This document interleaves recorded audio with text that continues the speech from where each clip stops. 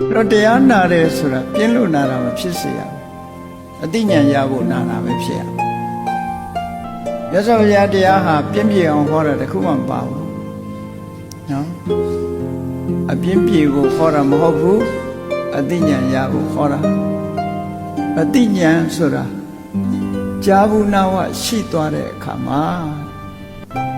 ကြားယုံကြားပြီးဒီတိုင်းထားသွားလို့ရှိရင်လည်းဘာမှရမှာမဟုတ်ဘူးကြားပြီးတော့မှတ်ရမှတ်ပြီးတော့စဉ်းစားပြီးတော့ရှောင်တဲ့နာနဲ့ဆောင်းတဲ့နာရှောင်ရန်ဆောင်ရရှောင်ရမယ်အောင်ရှောင်မယ်ဆောင်ရမယ်ဆောင်အဲ့ဒီကြမှာအကျိုးဖြစ်ထွန်းတယ်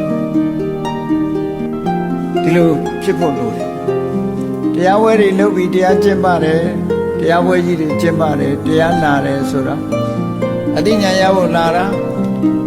အသိဉာဏ်နဲ့ရရမယ်ဘဝမှာနေနေထိုင်နေတွေသိရမယ်မြတ်စွာဘုရားအဆုံးအမတွေသိရမယ်